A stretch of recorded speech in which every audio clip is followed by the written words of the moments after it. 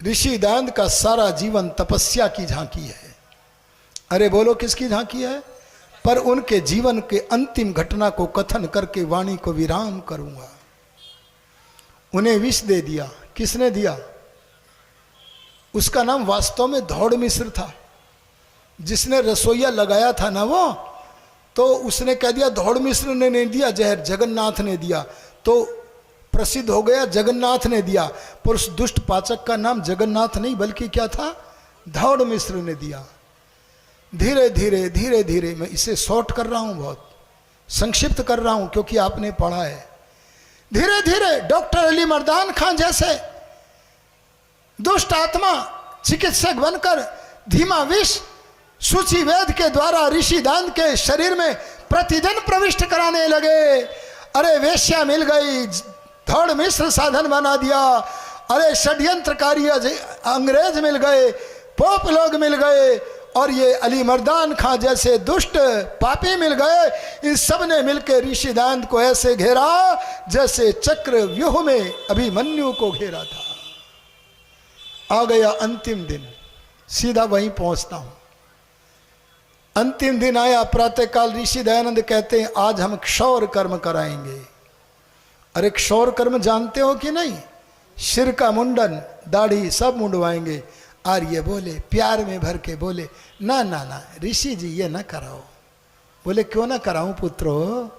बोले शेविंग कराओगे ना गुरु जी तो आपके शरीर के हर स्थान पर, शरीर के कोने कोने पर विष, स्लो पॉइजन जो दिया गया, बार बार दिया गया, वह रक्त बन बन करके, अरे मवाद बन बन करके, फफोले बन बन करके बाहर फूट रहा है।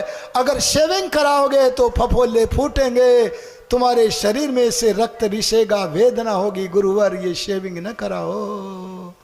आहा, दयानंद योगी ने मनी मन में कहा हे पुत्रो आज वह दिन आन पहुंचा है, आज रथ में से रथी चला जाएगा। रथी माने परमहंस आत्मा चला जाएगा मोक्ष में, और जब रथी चला जाएगा तो बचेगा रथ, और जब रथ बचेगा तो रथी के बिना ये अरथी कहलाएगा। तुम अरथी को स्नान कराओगे, सजाओगे, अंत्येष्टि कर्म के लिए ये कर्मकांड करोगे, उससे पहले मैं ही तैयारी क्यों न कर दूं। और बस ऋषि दयानंद ने क्षौर कर्म किया, तैयारियां प्रारंभ कर दी परलोक गमन के लिए। क्षौर कर्म कराने के बाद अरे बोलो शेविंग करने वाले नापित को कितने रुपए दिए थे? पढ़ा करो, धरती के सबसे बड़े आदमी का जीवन चरित्र पढ़ा करो। तब ऋषि दयानंद ने उस नापित को उस जमाने के, कितने समय हो गया समझ लो, 5 रुपए दिए। अरे बोलो कितने? 5 रुपए दिए। आज के कितने रुपए होंगे बाद में हिसाब लगा लेना, अभी उधर ध्यान मत देना।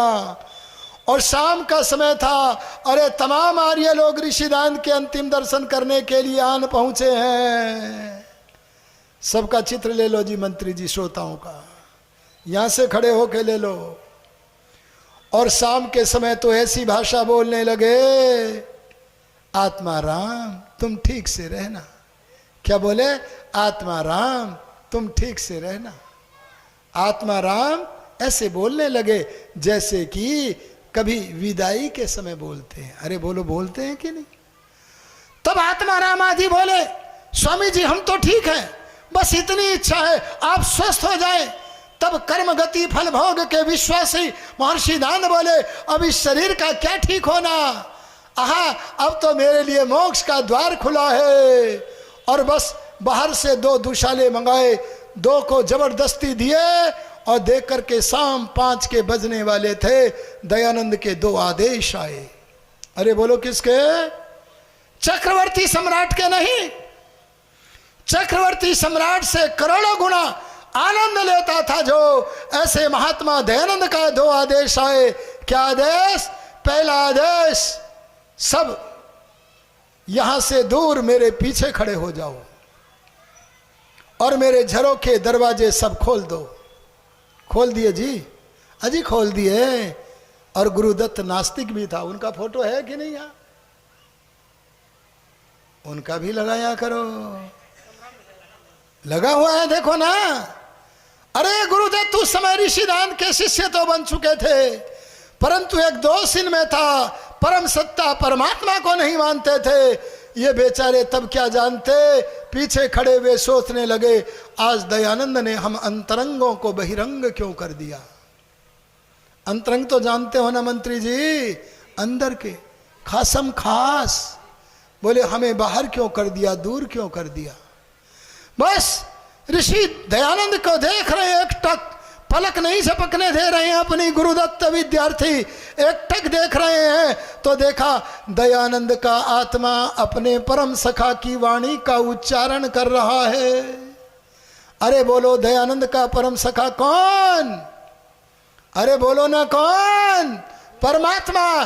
परमात्मा की वाणी वेद मंत्रों का मनोहर गान कर रहे हैं। जब दयानंद योगी को मनोहर गान करते देखा, चेहरे पर प्रसादी देखे, तो नास्ती गुरुदत्त कहने लगा, ए दयानंद, ए गुरुदत्त, तू भूल में था, जिस सत्ता को नहीं मानता था वो सत्ता है। अगर न होती तो इस विकट विपत में दयानंद के चेहरे पर यह प्रसादी कौन दे गया है। अरे ऋषिदान के मुख से ये मधुर वाक्य वेद वाणी का गायन कैसे निकल रहा है, जरूर वो अंतर्यामी सत्ता है। और वेद मंत्रों का पाठ करते करते दयानंद योगी शांत समाधिस्थ हो गए।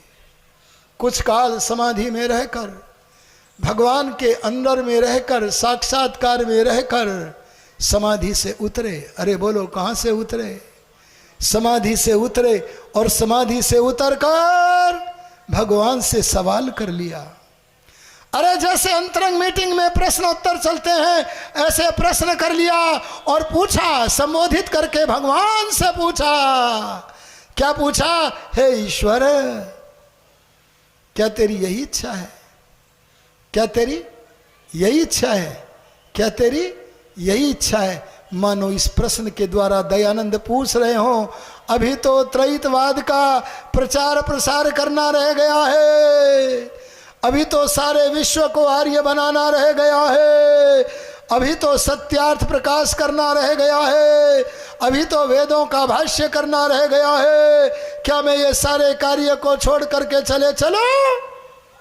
आहा, भीतर वाला बोला, अंतर्यामी बोला, ए पुत्र, क्या तू मेरी व्यवस्था को नहीं जानता? अगर नहीं जानता तो बता, तूने झरोखे क्यों खुलवाए? अरे तूने खिड़की क्यों खुलवाए?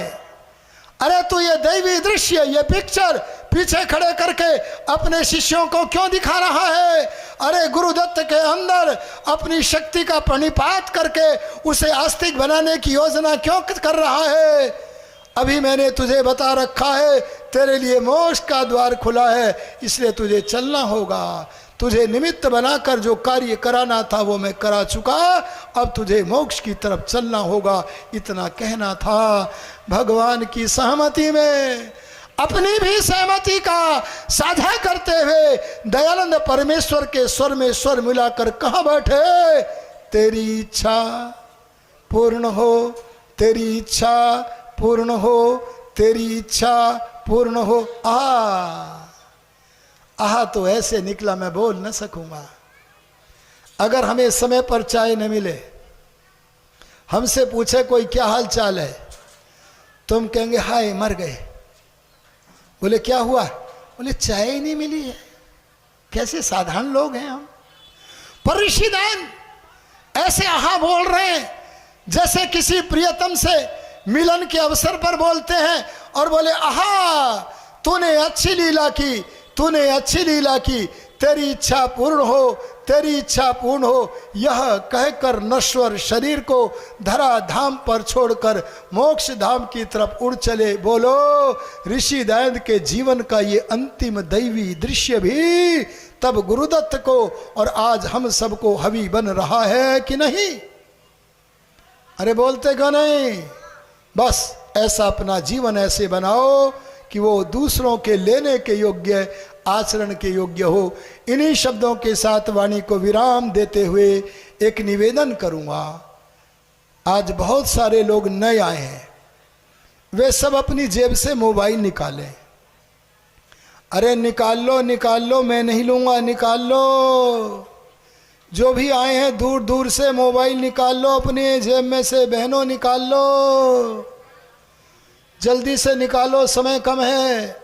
मोबाइल जेब में से बाहर निकाल लो, निकाल के नेट चलाओ, नेट अपना जल्दी चला दो, नेट चल गया जी। चलने के बाद, नेट चलाने के बाद यूट्यूब पर अंगुली मारो।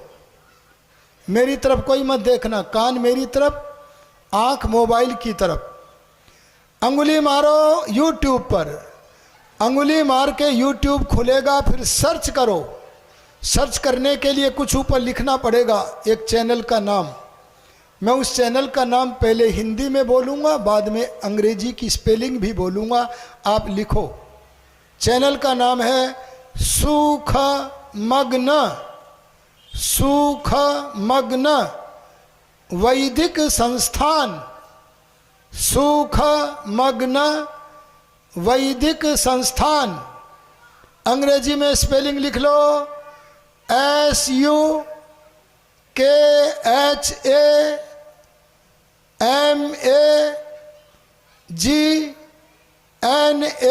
सुखमग्न वैदिक, VAIDIKA, सुखमग्न वैदिक संस्थान।